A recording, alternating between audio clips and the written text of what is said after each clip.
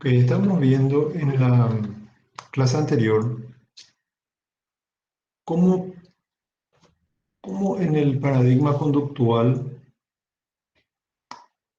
identificábamos los comportamientos o los aspectos que deben ser tratados en una intervención, digamos, ¿verdad? Sobre todo porque habíamos visto que las deficiencias del psicodiagnóstico, el diagnóstico clásico, incluían la no guía de lo que hay que hacer. Es decir, un psicodiagnóstico en realidad no nos dice qué hacer, por lo tanto, puede ser interesante para la investigación, a lo sumo, pero hasta ahora no nos muestra que puede ser de utilidad para la intervención.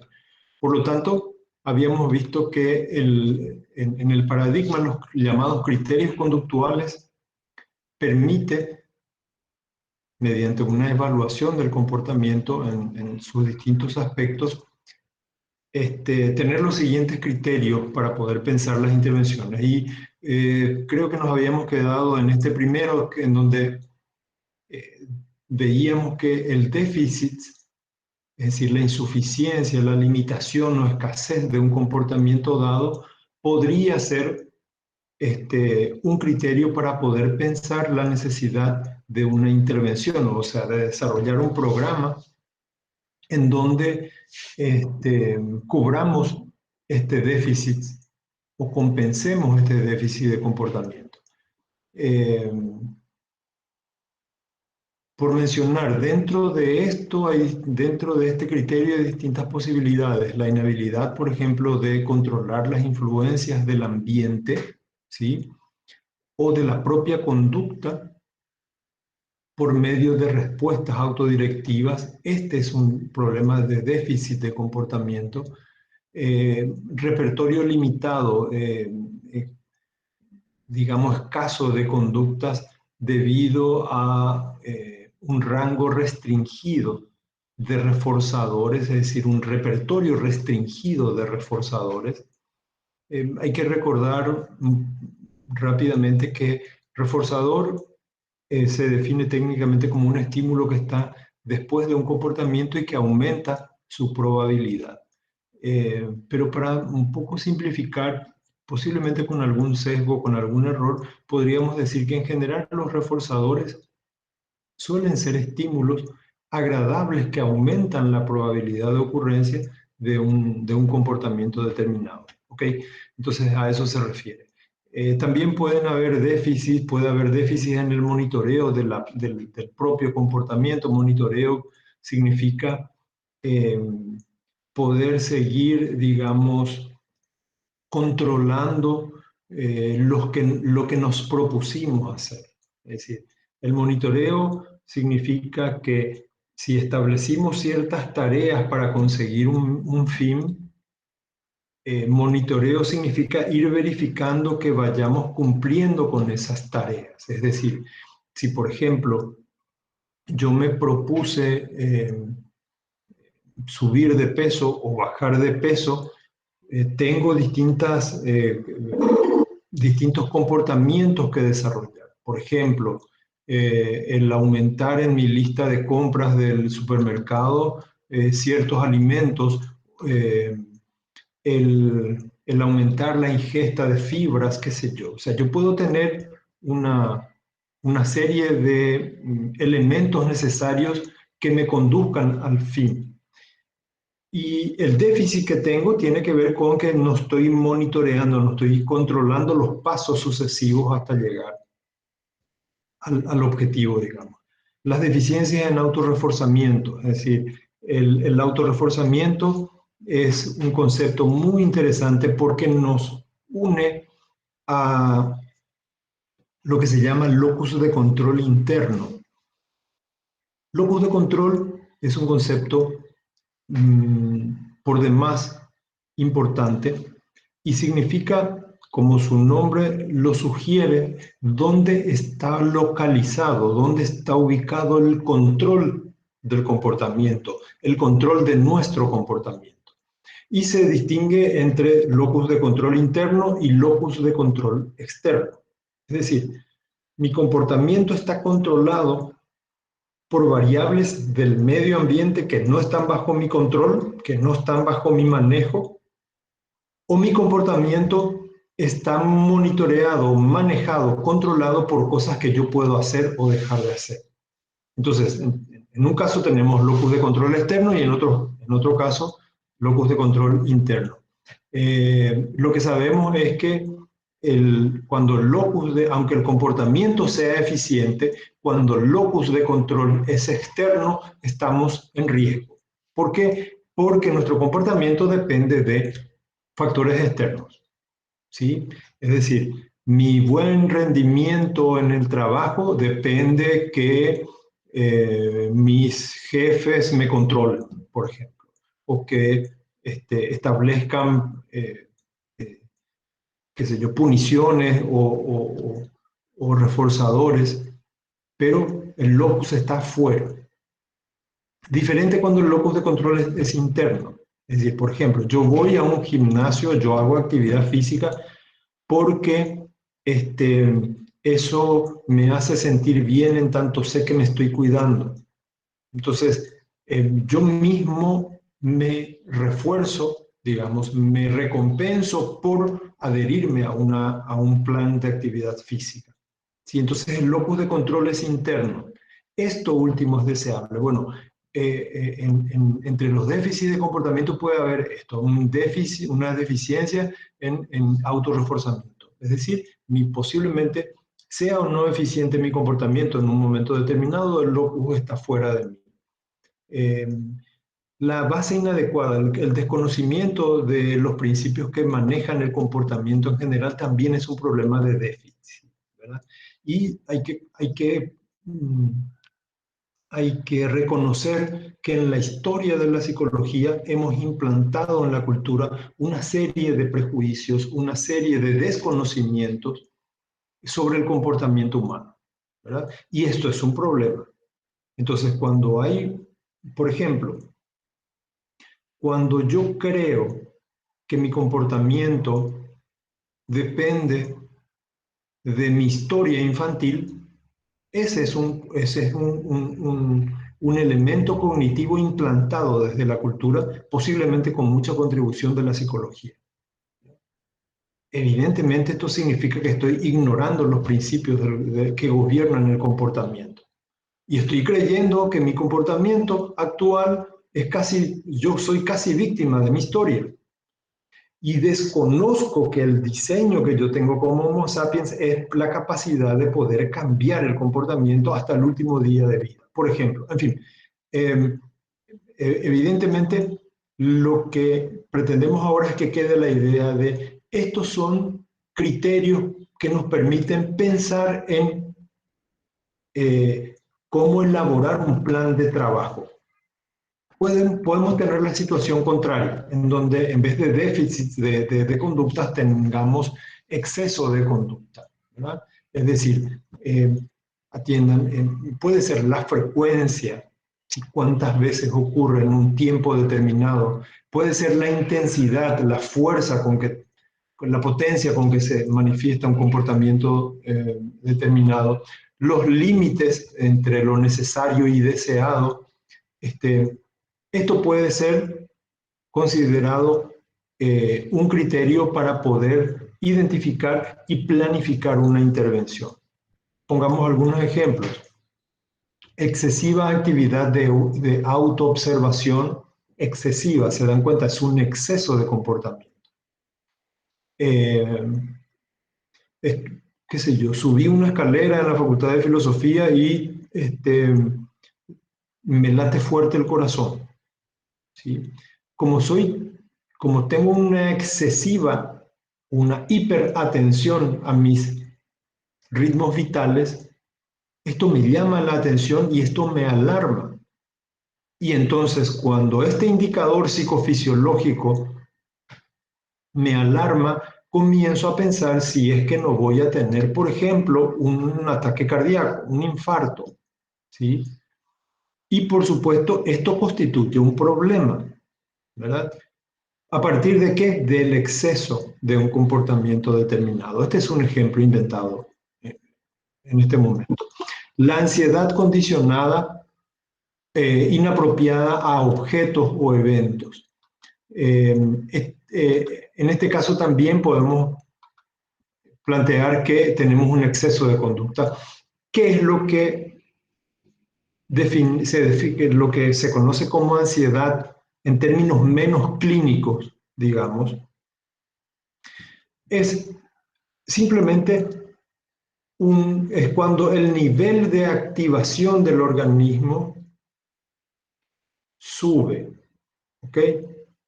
¿Por qué los niveles de activación suben o bajan?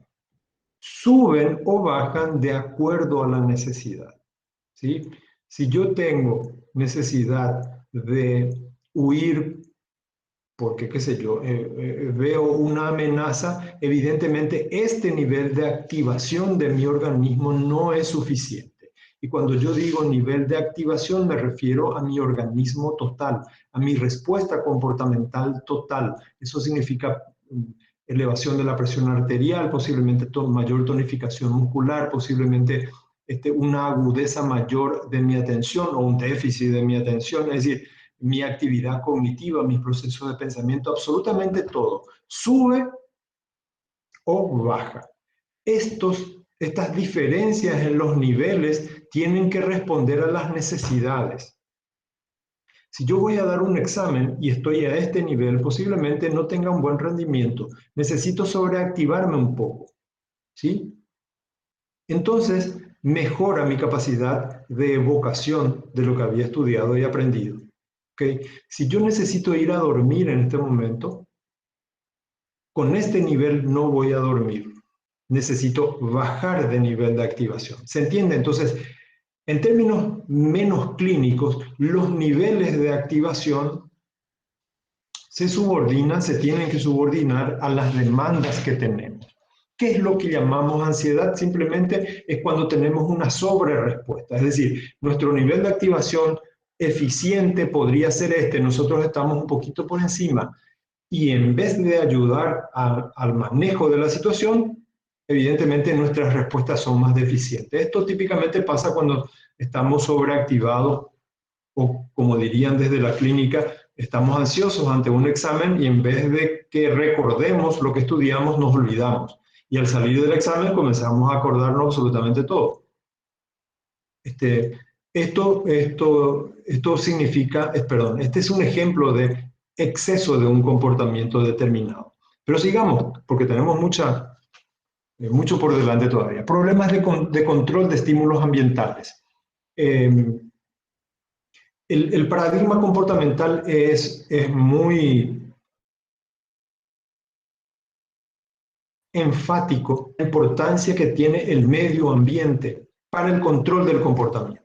O sea, tiene mucha influencia en el comportamiento humano. Por lo tanto,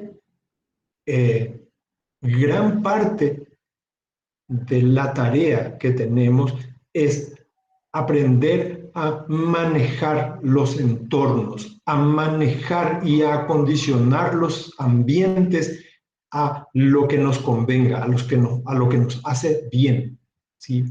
Cuando hay problemas de control de estímulos ambientales, por ejemplo, respuestas afectivas a estímulos o eventos que producen un malestar subjetivo. El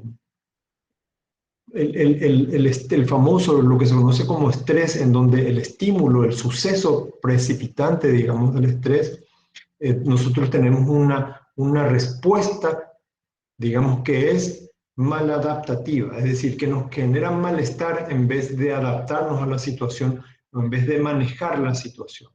¿Okay? Supongamos que yo esté dando clases con una puerta abierta, haya mucho ruido medioambiental. Yo no sé, yo recuerdo algunas clases en la Facultad de Filosofía, se escuchaba muy fuerte la música del barrio, ¿sí? Del barrio de Itaputapunta, ¿no? Creo, parece que hay un club por ahí cerca, ponían música muy fuerte, entonces Evidentemente yo estoy en una comunicación deficiente, me estoy un poco desatento, distraído, etcétera, por la música, y esto es un problema de control. Yo lo que tendría que hacer es cerrar la puerta para que haya un ambiente más adecuado. Es decir, o en vez de hacer esto me enojo mucho, es decir, doy una respuesta afectiva a algo que tiene que tener una respuesta práctica, por ejemplo, ¿sí? Entonces, estos son ejemplos de problemas de control de estímulos que son de estímulos ambientales, ¿verdad? Eh, vamos a retomar esto porque hay otro criterio también muy parecido y que es importante que no confundamos, que tiene que ver con el siguiente. Voy a pasar esta diapositiva, es el arreglo inapropiado de contingencias. Es muy parecido a los problemas de control de estímulos ambientales, pero vamos a ver la diferencia. Antes pasamos por el control inapropiado de estímulos autogenerados. Esto tiene que ver con comportamientos verbales o pensamientos, es decir, actividad encubierta, actividad cognitiva, que desencadenan comportamientos inapropiados. ¿Sí?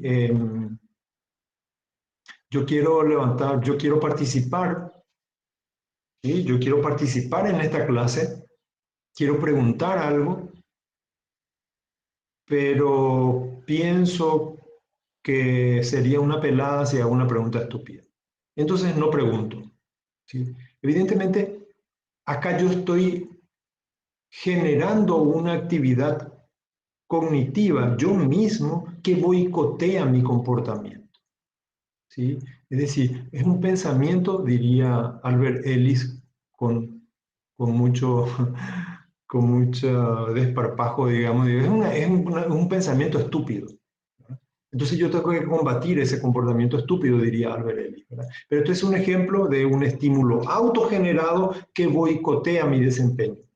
Y el siguiente, decía, se relaciona mucho con la capacidad de control de nuestro medio ambiente que tenemos que desarrollar o que tenemos que evaluar para ver si es necesario desarrollar en la persona o las personas que piden asesoría o tratamiento o intervención.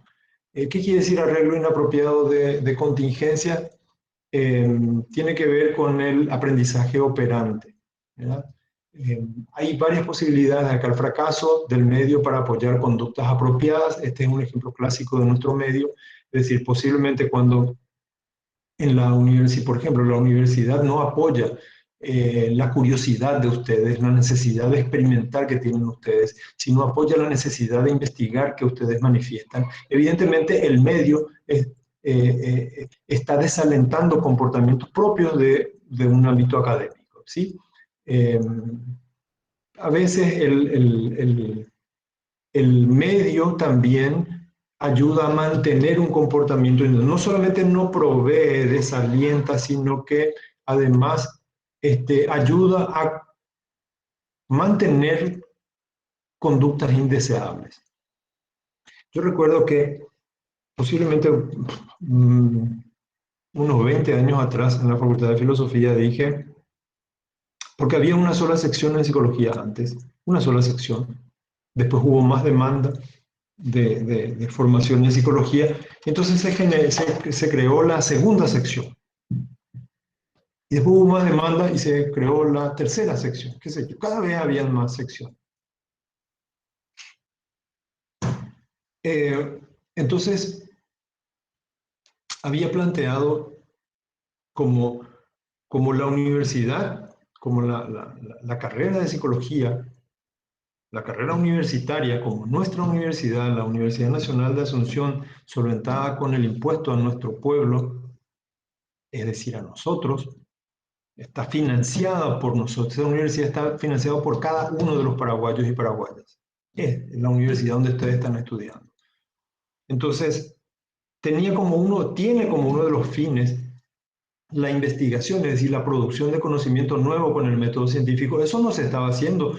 Yo ya tuve el honor de poder estar dentro de la universidad, estaba dentro y como docente había dicho, ha planteado a las autoridades, tenemos que tener recursos para investigación, tenemos que hacer investigación. Y los docentes somos los principales responsables para hacer investigación. Y entonces me dijeron que no hay recursos, que Hacienda no provee recursos para la investigación, que no hay dinero para la investigación. Y entonces yo les había planteado, en esa época habían dos secciones de psicología, y cuando llegaban al quinto yo enseñaba, perdón, cuando llegaban al quinto, creo que ese currículum era todavía, cuando llegaban a los últimos años en donde yo enseñaba, llegaban con un nivel sumamente pobre, sobre todo cuando, yo no sé si esto tiene algo de sentido actualmente, sobre todo la segunda sección. Entonces yo pregunté, ¿por qué la segunda sección particularmente suele llegar con niveles más bajos que la primera sección? Y me explicaron que los de la primera sección son los primeros ingresantes, los primeros no sé cuántos, 70, qué sé yo, y que en la segunda sección está el resto, ¿verdad? Entonces, que en realidad en la primera estaban los de mejor rendimiento. Eso me explicaron. Entonces, yo les dije, eh, estamos sacando dos secciones de psicología con clases de tiza y pizarra. Es decir, ¿qué es lo que estamos haciendo? Dándole licencia de científicos y de profesionales a personas que escucharon clases a alguien que escribía en la pizarra y que aprendió a rendir un examen. Es decir, evidentemente las competencias que nosotros necesitamos como científicos y como profesionales, como practicantes, no es ver a alguien escribir en una pizarra o dar un examen. Nosotros necesitamos destrezas para generar conocimiento nuevo y para aplicar de manera eficiente técnicas científicamente validadas. Eso no estaba haciendo la universidad. Y sin embargo estábamos proveyendo títulos. Cada vez estábamos más psicólogos y psicólogas, porque la Universidad Nacional era la que más estaba proveyendo al mercado profesionales, por la cantidad de matrícula que tenía, ¿verdad? Entonces yo les dije, estamos lanzando dos secciones de personas que no tienen las destrezas profesionales ni científicas correspondientes. ¿Por qué no hacemos lo siguiente? ¿Por qué no clausuramos la segunda sección y que los recursos de la segunda sección sirvan para la primera investigación? Y me dijeron, sí, profe, es muy buena idea, pero no le podemos sacar a los profesores que ya están nombrados en la segunda sección, ellos necesitan su sueldo, entonces tienen su familia. Pasa que a mí me parece muy loable y tal vez yo estaba en la segunda sección también, pero yo creo que si es con ese argumento no había razón, yo tenía que salir si hacía falta. Porque, porque se tiene que cumplir la promesa que se hace ante la ley y la promesa que se hace a la población que paga los impuestos. Hay que generar conocimiento nuevo y eso no se estaba haciendo.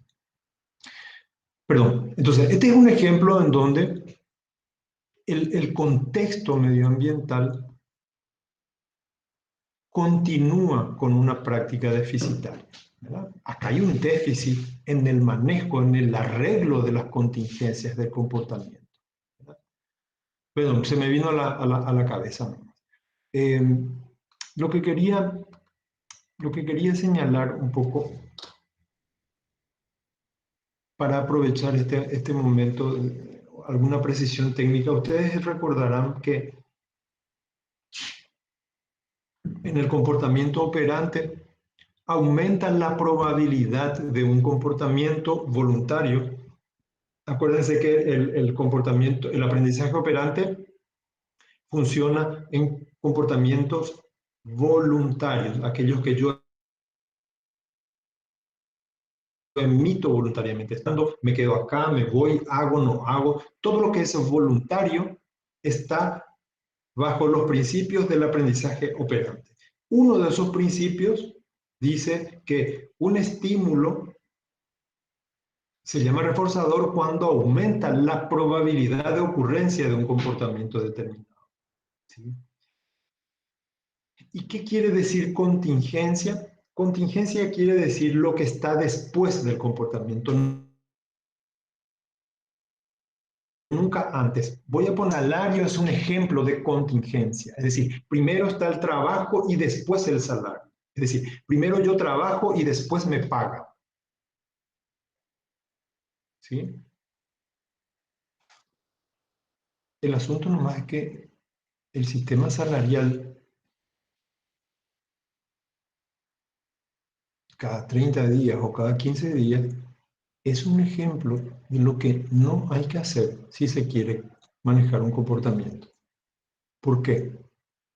Porque cuanto más distancia hay entre el comportamiento y el estímulo, menos funciona el aprendizaje operante. Es decir, yo tengo que trabajar hoy, 24 de agosto, y cuándo me van a pagar el salario. Ya escucho lo que cuando Dios quiere y la Virgen. ¿Cuándo me van a pagar el salario? ¿El 25? No. ¿El 26? No. ¿El 27? No. ¿El 28? No. ¿El 29? No, me van a pagar el 5, el 10, si Dios quiere y la Virgen. Es decir, entre mi comportamiento y el reforzador, entre comillas, hay demasiada distancia. Es decir, por eso el salario es un ejemplo de lo que no es un reforzador. En fin, entonces quiere decir que en esa relación de contingencia entre el comportamiento y el estímulo hay una variable temporal muy importante. Para que funcione, tiene que ser inmediatamente después. En fin, eso entre paréntesis. Vamos a ver, después de pensar en todos estos criterios que tienen que ver con el comportamiento, vamos a ver lo que se llaman los lineamientos conductuales para la intervención. ¿Qué comportamientos, qué otra manera de pensar, qué es lo que podemos intervenir? ¿Cuándo podemos intervenir? ¿Cuándo podemos proponer un plan de trabajo a una persona, a una pareja, a un grupo, a una familia, a una sociedad, a una institución? ¿Cuándo? Y acá están algunos lineamientos. Dice, aquellas conductas, aquellos comportamientos que llevan a niveles normativos de funcionamiento. Esta es una manera interesante de pensar cuando sí puedo proponer un programa. ¿Qué quiere decir conductas que lleven a niveles normativos de funcionamiento? Eh, por ejemplo, vamos a suponer que se plantea que la vacunación, para darle algún orden, se distribuye según número de células. Esa es una norma que se establece. ¿Sí? Y que es deseable que las personas se adhieran a la norma, porque eso supuestamente ordena el funcionamiento de algo. ¿Sí? Entonces, cuando hay comportamientos que me llevan a niveles normativos de funcionamiento, posiblemente estoy ante un comportamiento deseable, digamos. ¿Qué más tenemos como un lineamiento conductual? Las conductas que son peligrosas para uno mismo o para los demás. ¿Se dan cuenta que estamos tratando de hablar sin todavía eh, dictar, digamos, patrones de comportamientos eh, a priori? ¿Sí? Es decir, esto está bien, esto está mal. No, está formulado en términos de si hay algún comportamiento que es peligroso para uno mismo, para los demás, entonces puede ser un objeto de intervención. Y esto es muy interesante porque si alguien dice está mal o está bien conductualmente,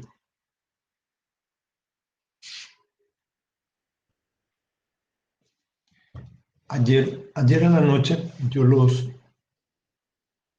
lunes, jueves y viernes hago consultorio.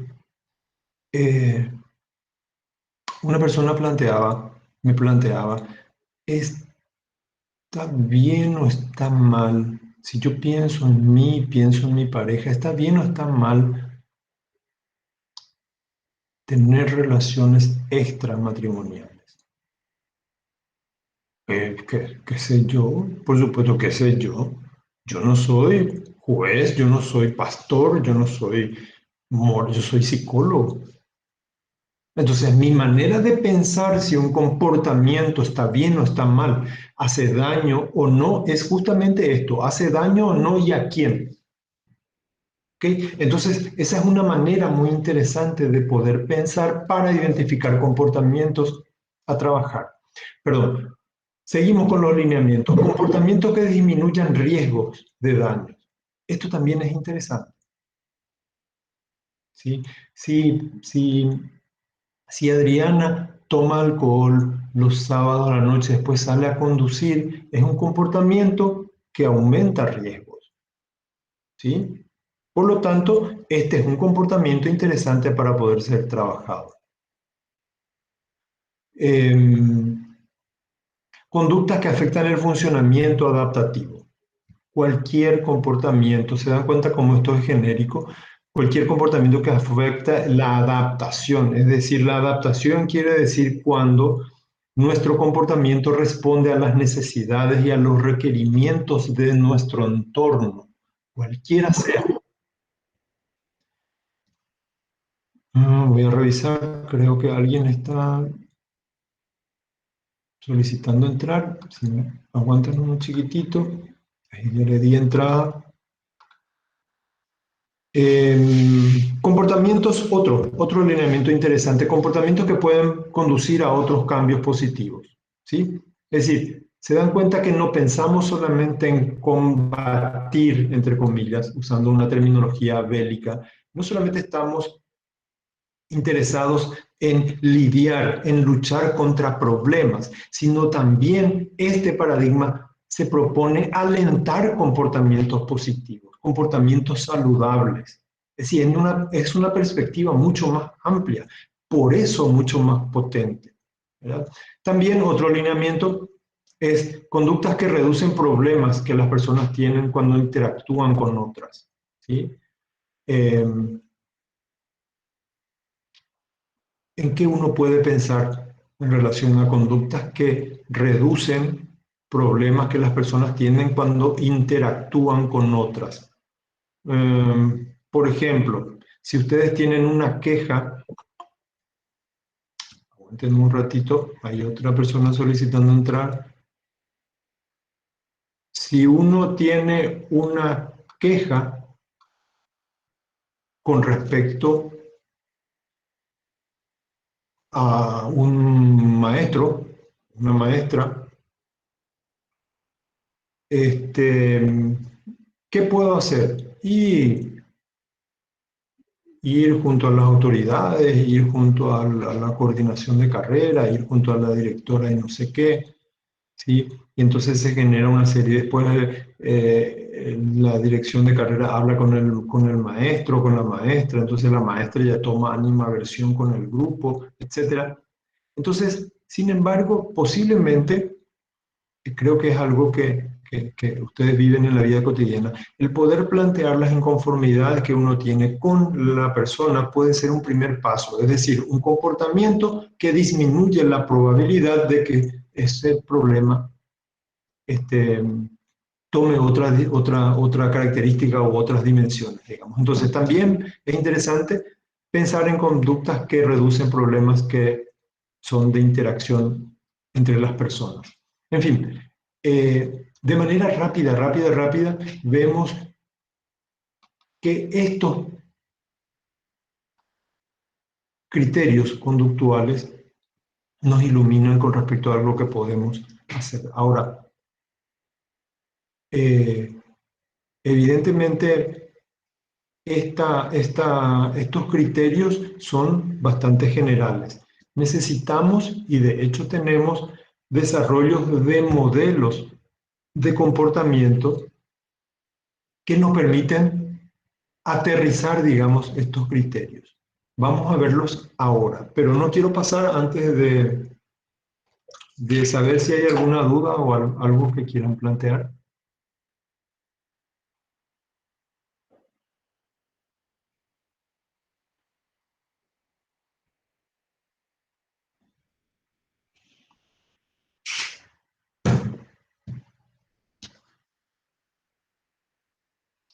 Profe, yo tengo una consulta. ¿Sí? Viste que hablaste de la cuestión de déficit y excesos de conducta, ¿verdad? Cuando se nos presenta un caso, ¿cuál sería la mejor forma o cuáles serían los criterios para poder identificar mejor cuál sería un déficit y cuál un exceso? Ya, Lourdes, vos que tenés buena memoria, aguantame un ratito porque estaba leyéndole a Jessica y me distraje.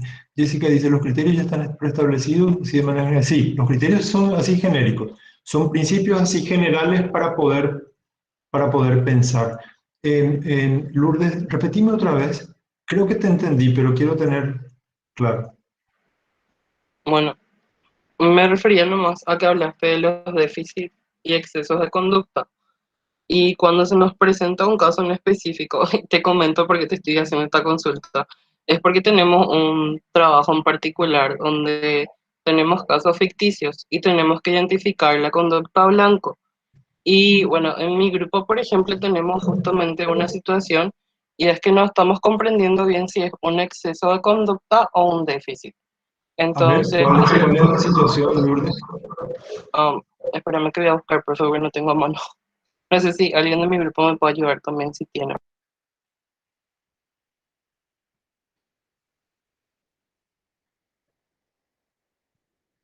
Mientras Lourdes busca, esto mismo en el momento que la persona viene a la consulta, eh, sobre todo porque nuestros usuarios vienen con, a veces ni nosotros mismos los psicólogos entendemos muy bien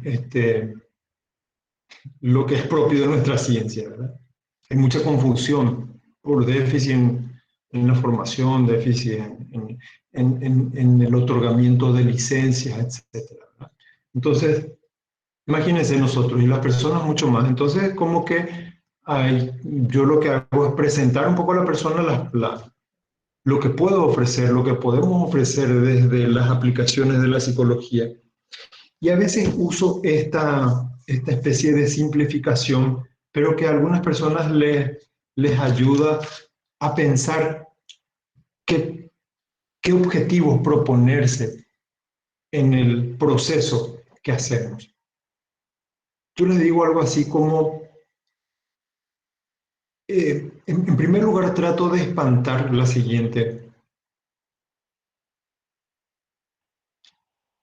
percepción. O sea, posiblemente viniste aquí y te dijeron, tenés que hacer terapia. Entonces tenés que buscar un terapeuta.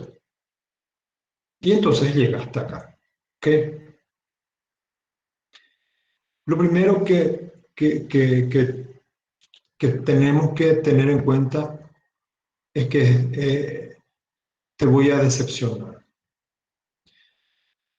Pensar que necesitas terapia quiere decir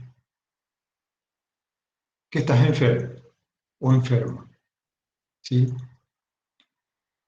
Y si venís acá junto a un terapeuta, quiere decir que yo te voy a curar. Quiere decir que yo tengo algún poder curativo. Todo eso es falso.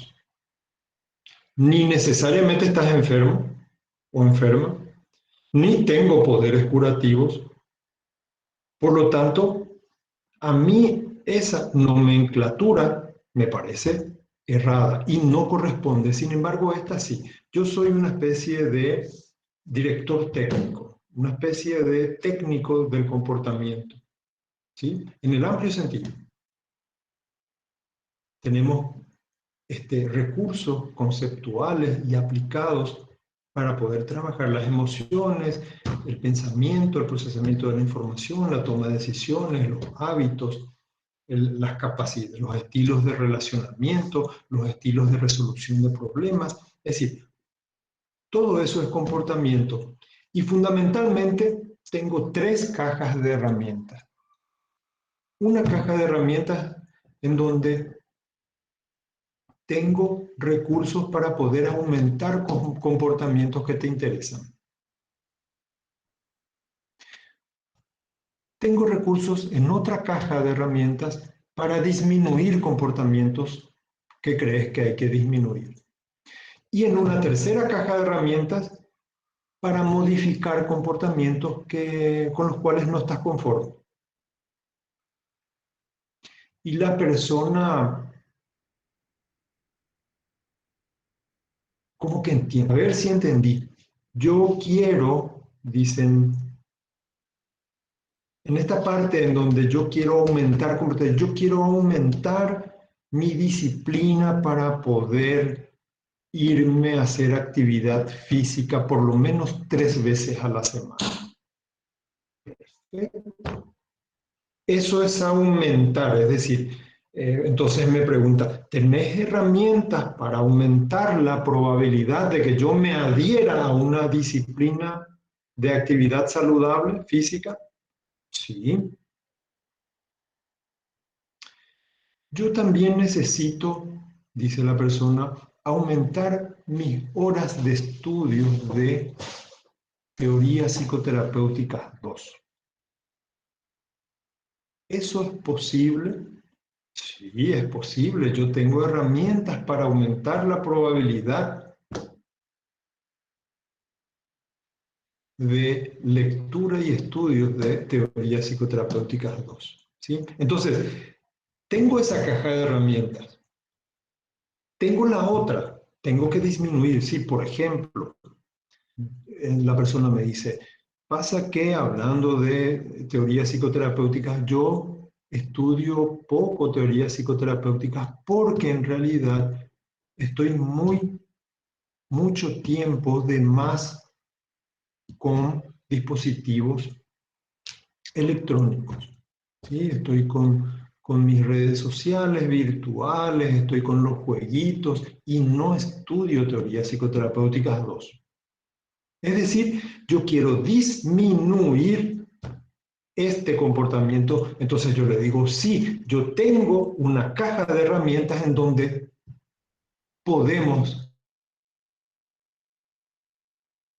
trabajar ese. Y finalmente dice, yo, este, yo en general le digo a mi pareja lo que pienso, pero parece que le digo mal. Entonces mi pareja me dice, no es lo que me decís, sino cómo me decís. Y también en el momento en el que me decís. Entonces yo le digo, tranquilo, tranquila. Yo tengo en esta tercera caja de herramientas técnicas, procedimientos para modificar un comportamiento que está deficitario. En este caso, tu capacidad de poder expresar lo que pensás y sentís de manera adecuada en tiempo oportuno. ¿Sí? Entonces, esto es lo que hacemos fundamentalmente y yo creo que esto es lo que la gente necesita y sobre todo necesita aprender a aprender, porque no es que viene acá, se cura y se va, no, acá viene y aprende el control del comportamiento para que esperemos nunca más vuelva. En ese sentido, el paradigma enseña a pescar y no al pescado necesariamente. El pensamiento de yo soy el terapeuta, yo soy psicoterapeuta, y por lo tanto vos estás psicoenfermo y yo te voy a psicocurar. Eso, eso no es así. Perdón, Lourdes, no alcanzo a ver si le haces hablar a tu presentación.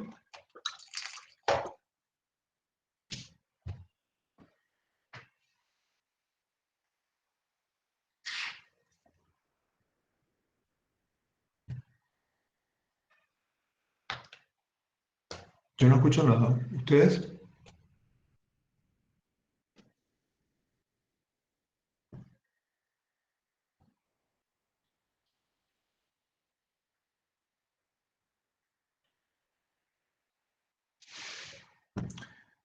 Lourdes, yo no te escucho si estás hablando.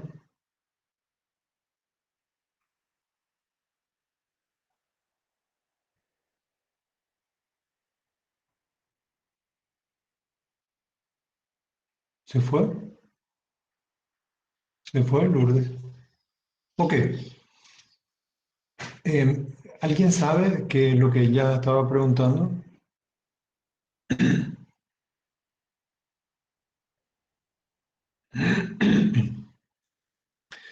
Voy a, mientras tanto,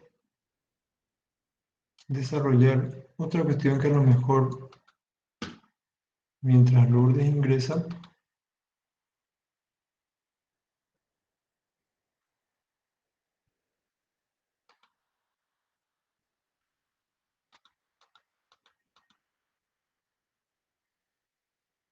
nos ayuda a pensar.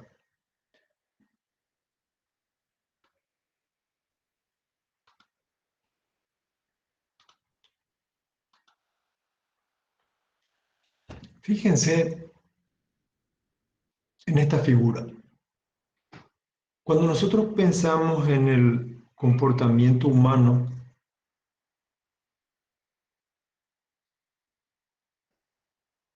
una de las obsesiones que tenemos, digo, los psicólogos y las psicólogas, es saber las causas del comportamiento, de un comportamiento o de comportamientos. ¿Sí? Porque, porque saber las causas posiblemente tiene que ver con el poder explicativo que tenemos. ¿Se acuerdan que decíamos, la teoría es muy apetecible?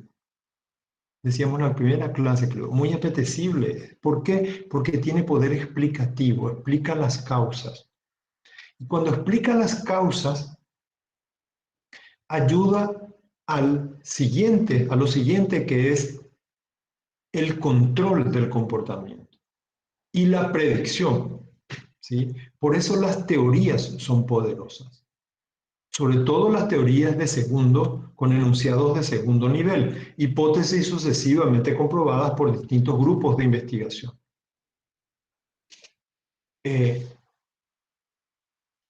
Ahora, hay que tener en cuenta, perdón, esto mismo dicho en otros términos para que ustedes recuerden cosas que ya dieron, es como que en la vida cotidiana de psicólogos y psicólogas clínicas tenemos que recordar al profe de metodología de la investigación que nos enseñó que hay variables independientes y variables dependientes y que la variable independiente influye sobre la variable dependiente. ¿Se acuerdan de metodología? Y que hay una variable por ahí, una tercera, que produce un efecto que se llama de confusión. Es decir, nos confunde, nos hace creer que es causa cuando en realidad no. Entonces, si nosotros tenemos una técnica psicoterapéutica, si tenemos una técnica de intervención, es decir, un procedimiento que cambia comportamientos a algún nivel, esa sería una variable independiente. ¿Y qué es lo que cambia? El comportamiento de la persona. ¿Sí? Entonces, por efecto de nuestra variable. Esta relación nos va a llevar en algún momento a un concepto muy interesante que es validez. Cuando un tratamiento vale, cuando produce el efecto que nosotros esperamos. Ahora, ustedes van a ver que aquí en esta presentación tenemos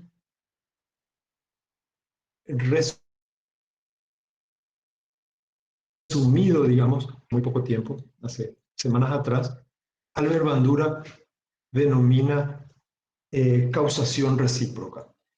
El principio de causalidad lo que plantea en realidad es una relación secuencial entre las variables, entre los fenómenos. ¿Sí? Y Albert Bandura nos dice que en el comportamiento funciona lo que se llama el principio de causación recíproca, es decir, la causa nos lleva a un efecto, pero el efecto influye también sobre la causa. A esto es que Bandura le llamaba causación recíproca. Es decir, nuestro comportamiento, en otros términos, puede ser una variable dependiente y a la vez puede ser una variable independiente. Y hay una influencia mutua. No hay la tan mencionada unidireccionalidad y mecanicismo en el paradigma conductual. Quien plantea eso no leyó la segunda página del paradigma. Eso no es así. Entonces, con este esquema en la cabeza, vamos a ver que miramos el mundo de manera diferente.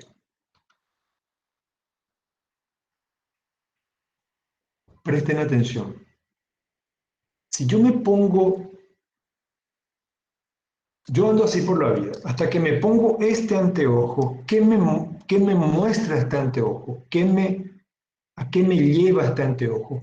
A tratar este cristal, me lleva a tratar de pensar la vida, de observar la vida en términos de causas y efectos, de variable independiente y variable dependiente.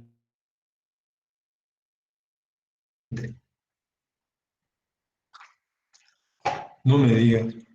¿En serio? ¿Y después? Esto es clave. Porque si yo estoy distraído en la psicología, ¿qué va a pasar? Como pasa en la vida cotidiana, voy a estar entretenido con la variable dependiente. Sí, ¿y por qué? ¿Por qué estás triste? Y la vida me engañó. Y sí, pero la vida es así, sí, pero ya estoy cansado de que la vida me engañe. Y yo creo que me engañó la vida y me va a seguir engañando. Yo no tengo esperanzas en que esto cambie. Y entonces estamos ahí. ¿Qué estamos analizando? ¿En qué estamos enfocados? En la verbalización de la persona con respecto a su sentimiento, a su estado de ánimo y a su pensamiento. Estamos ahí. ¿Y por qué vos te sentís así? Y porque la vida es injusta. Pero ¿no te parece que tenés que darle otra oportunidad? Y sí, pero ¿para qué? Para que vuelva a fracasar, etcétera. Y estamos ahí.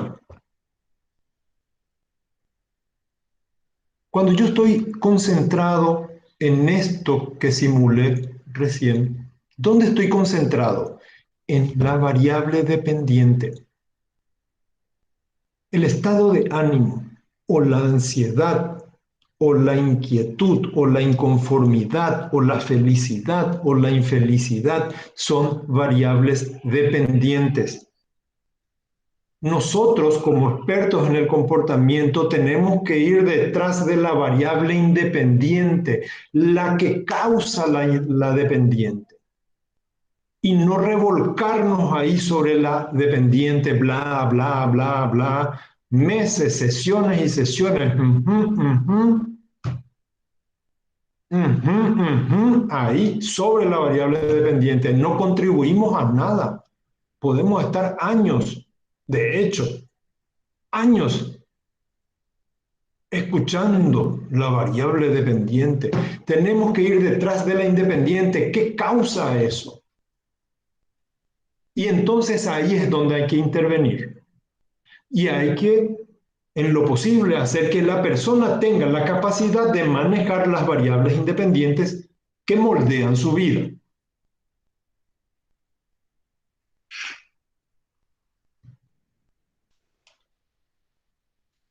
Nunca más vino Lourdes. Parece que no. Acá estoy, profe. Ah, acá está. Estaba escuchando. Bueno, yo estaba piloteando mientras volvías. Ah, ok. Y voy a leer nomás ya realmente el caso, creo. Tu pregunta. Yo te decía, no sé si llegaste a escuchar, que nos cuentes, así como que formules las preguntas, porque yo Alcanzaba a ver muy poco tu presentación.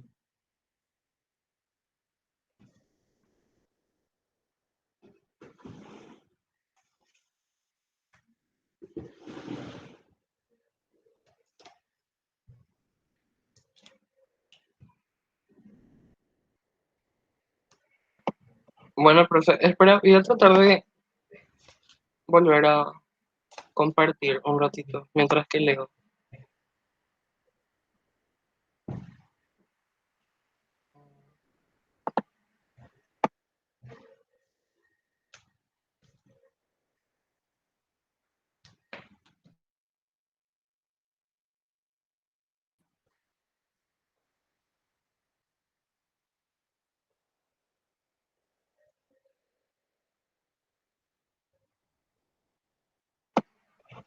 Avíseme cuando se vea, por favor.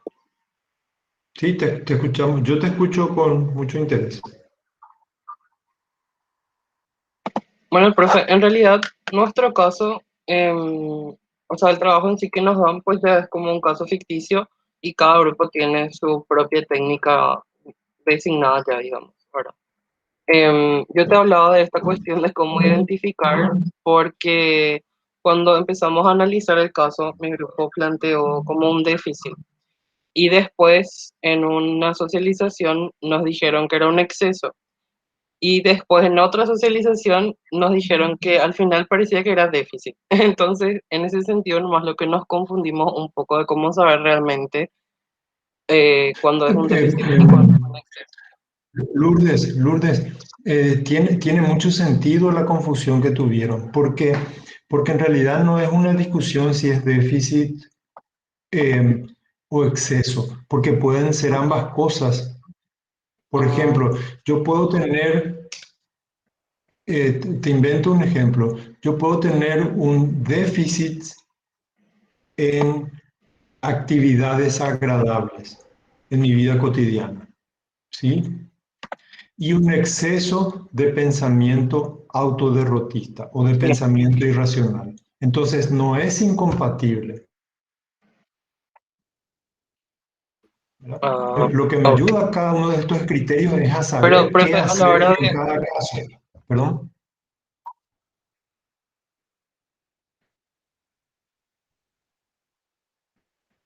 No te escucho, profe.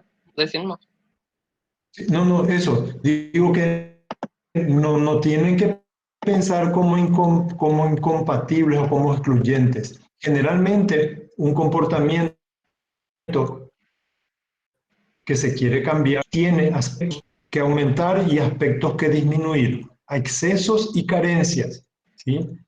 O, o voy a ponerte otro ejemplo, no sé si se escuchó el anterior. El anterior, por ejemplo, yo digo, tengo déficit en actividades agradables en mi vida cotidiana, ¿ok? Ese es un déficit, ¿sí? Carencia de o poca frecuencia de ciertas conductas. Y puedo tener un exceso de pensamiento irracional, ¿sí? Un pensamiento irracional. Yo para ser feliz necesito que las personas importantes para mí aprueben todo lo que yo hago, ¿sí? Tengo un exceso de pensamiento estúpido, diría. Entonces tengo un exceso de pensamiento estúpido y carencia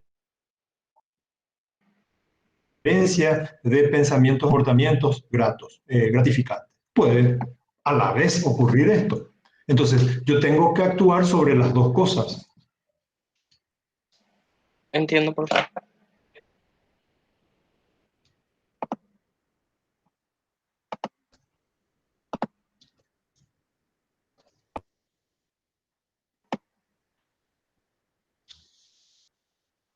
Profe, tengo otra consulta. A ver. Perdón, puedo inventar Y otros cuando... ejemplos.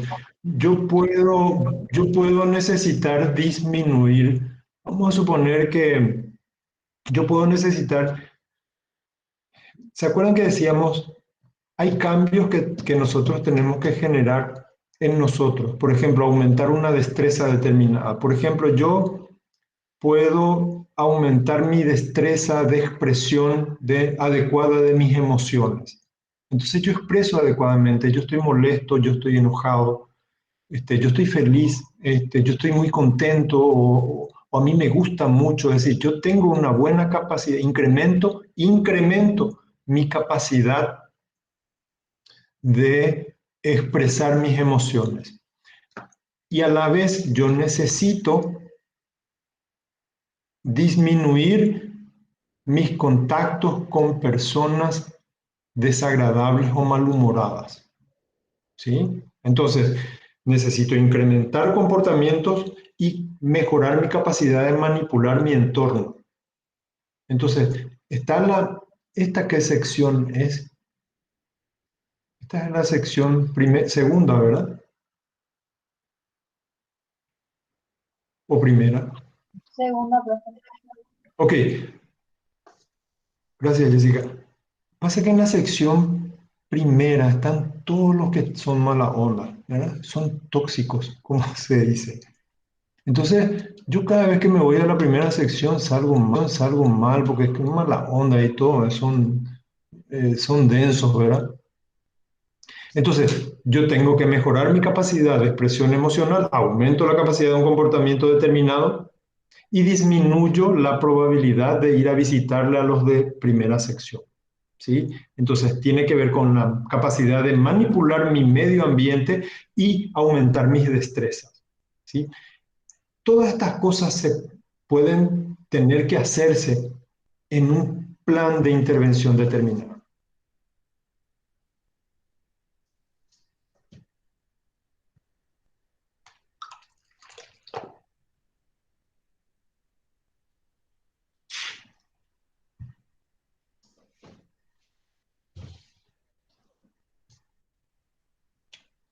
Eso, no más.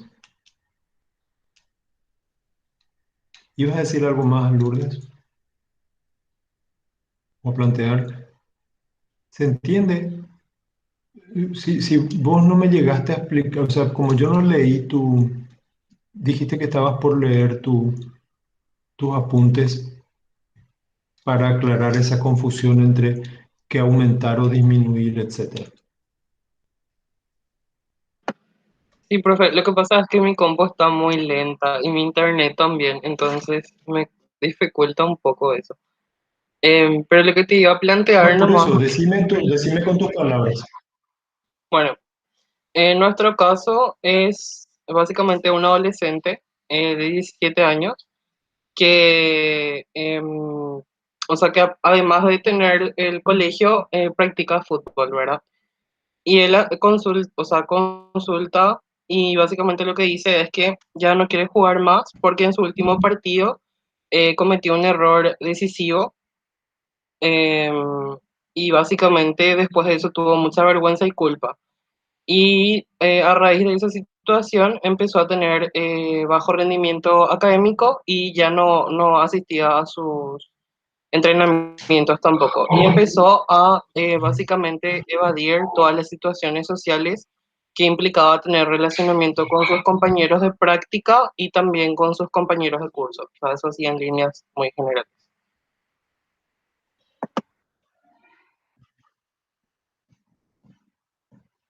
Em,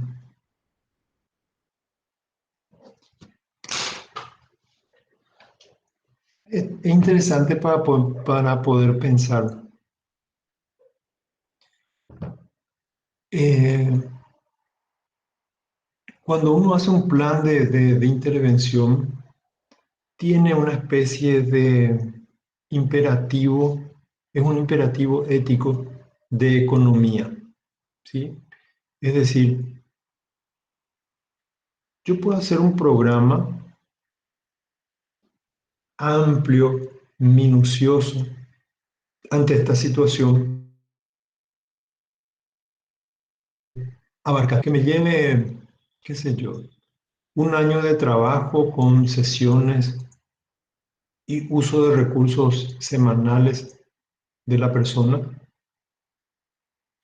eh, etcétera, ¿verdad?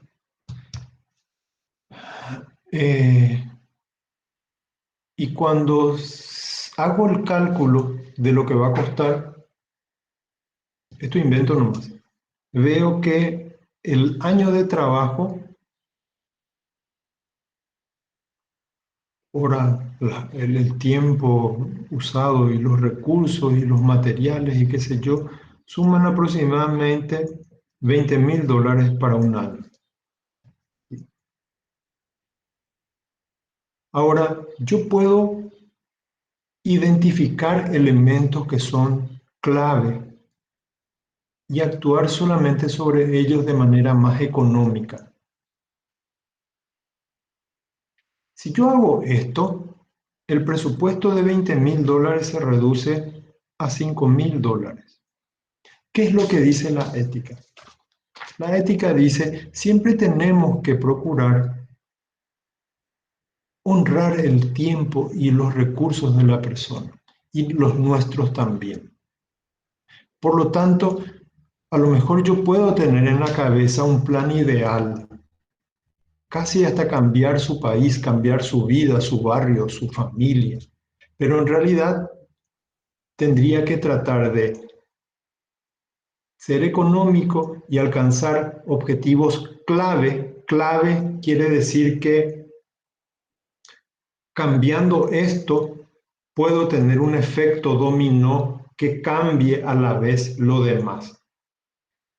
Y esto incluso es deseable porque entonces no soy yo el que cambia, sino la persona la que va cambiando su entorno y eso la empodera más. ¿Sí? Entonces, Lourdes, sobre este caso, a mí se me ocurren miles de cosas que hacer.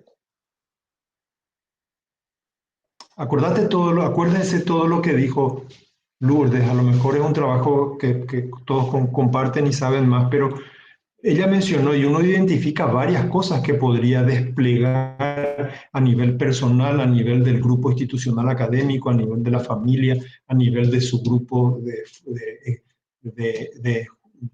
fútbol. Es decir, uno puede pensar miles de cosas. Pero yo estoy analizando cuál es el factor en donde posiblemente si yo retrocedo en una línea de tiempo está primero y que si actúo sobre eso puede tener impacto sobre los demás. Sí, yo estoy tratando de pensar así, Lourdes. ¿Y sabes dónde me quedo? En la siguiente hipótesis de trabajo.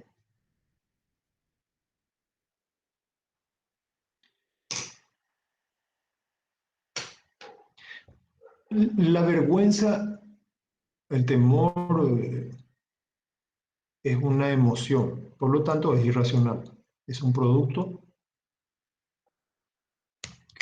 que está en automático, es decir, responde mucho más pero está muy relacionado con la razón, diría Albert Ellis, ¿verdad? Entonces, si la vergüenza está relacionada a un pensamiento irracional, si yo cambio el pensamiento, ¿qué va a pasar? Es decir, suponiendo que el pensamiento irracional de este chico sea, yo, para que yo sea valorado, tengo que ser el mejor, tengo que ser bueno. Y además yo no tengo que cometer errores, porque cometer errores es una pelada. Si yo elimino estos pensamientos estúpidos de la cabeza de este chico, ¿qué va a pasar? No va a tener vergüenza, es decir, él va a farrear sobre sus déficits. Por lo tanto, va a seguir usando el fútbol como un lugar de diversión, de esparcimiento y de entretenimiento. Va a fortalecer su red de relaciones entre iguales. Por lo tanto, va a tener mejor ánimo para poder estudiar y, por supuesto, va a reencauzar su rendimiento académico. ¿Ok? Entonces, entre las varias cosas que yo puedo hacer, yo enfocaría, perdón, Lourdes, en este caso que estoy inventando, ¿verdad? Yo enfocaría en su pensamiento estúpido. ¿Se dan cuenta? Es decir, yo estoy pensando en una variable que actuando sobre esta tenga impacto sobre las demás. Esta es una manera de pensar también en el paradigma. ¿Cómo yo decido qué hacer en un momento determinado. Tengo dos criterios. Un criterio vital y un criterio estratégico. ¿Cuál es el criterio vital? Tengo varias cosas donde intervenir. ¿Sí? Por ejemplo, este chico con una vergüenza y no sé qué, bajó su rendimiento académico y además, le agrego esto, Lourdes Belén, además, a la noche, cuando sus padres duermen, sale de la casa, se va y consume drogas con unos amigos en la esquina. ¿Sí? ¿Qué me dice? Entonces yo me digo, ¿y dónde? ¿Qué hago? Mejoro su capacidad para jugar fútbol, trabajo su pensamiento irracional, hago terapia de familia, mejor le voy a hacer clases de refuerzo para que mejore su rendimiento. ¿Qué hago? Y lo primero que hago es disminuir la probabilidad de consumo de droga, porque es una amenaza vital. Es decir, él puede enfermar o puede morir o matar. ¿Sí? Entonces, ese es un criterio, una toma de decisión por dónde comenzar que es vital, es decir, lo que amenaza la salud o la vida. Ese es un criterio que yo tengo en la cabeza. ¿Cuál es el otro criterio? El otro criterio es lo que dije en primer lugar, se llama criterio estratégico. Cuando yo tengo que elegir dónde intervenir, elijo aquel comportamiento que actuando sobre eso tengo impacto sobre otros. Entonces, para mí, disminuir pensamientos, ideas irracionales que él tiene, va a tener un impacto sobre las otras conductas. Eso es lo que yo te diría, Lourdes. Gracias, profe. Bueno, ¿se entendió? ¿Qué piensan los demás?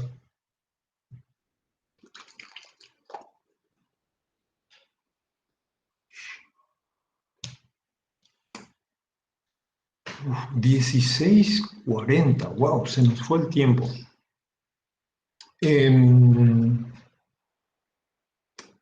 Antes, yo sé que tienen examen, no sé qué hoy, pero igual abusé del tiempo. Quiero pasarles para que vayan preparando la tarea. ¿Se acuerdan que habíamos dicho como que va a funcionar como trabajo práctico? Les quiero pasar al grupo de WhatsApp un enlace que lleva un formulario sobre un cuestionario que recoge estímulos agradables diversos. ¿Sí? ¿Qué es lo que quiero que hagan? Que cada uno de ustedes complete ese cuestionario. ¿Sí? Entre, complete. Se terminó la tarea hasta el próximo martes. ¿Sí? Entonces, el próximo martes quiero que vengan con la tarea cumplida, es decir, que hayan llenado el formulario. No es largo, no se preocupen. Que hayan llenado el formulario y que si tienen dudas, vengan con esas dudas el próximo martes. ¿Sí? A partir de ahí les digo cuál es la siguiente tarea. ¿Ok? Entonces les libero, nos liberamos entonces por hoy y nos vemos el próximo martes. ¿Está bien? Profe, Sí. ¿dónde podemos o cómo podemos acceder a las grabaciones de las clases? Yo no sé si yo les puedo dar el enlace para que accedan. Yo grabo, yo tengo todo eso. Yo no sé si ustedes tienen una plataforma en donde hay que poner, pues yo les puedo dar el enlace particular. Profe, Está la... justamente, o sea, justamente yo ya solicité de vuelta, porque en teoría eso tienen que hacer nomás lo de manera automática con la cátedra libre, pero te tienen que habilitar una aula virtual en la plataforma de la facultad. Y yo ya solicité eso, pero puedes enviarnos los links y nosotros nos manejamos también con carpetas de Drive. Y ahí, por ejemplo, en la materia, digo, en la carpeta de tu materia ya están o sea, la bibliografía que vos me pasaste y puedo hacer nomás una carpeta con los enlaces que vos me vayas pasando. O sea, Dale. Pero subimos al Drive o les doy los enlaces nomás. No, y pásame más a mí los enlaces de tus grabaciones, o sea, compartí conmigo y el enlace para que Bueno, cualquiera pueda acceder. dale, está bien. Mientras tanto, no hay Sí, problema. profe. Bueno, hasta el martes, que estén bien, que rindan bien también. Chau. Chao, profe.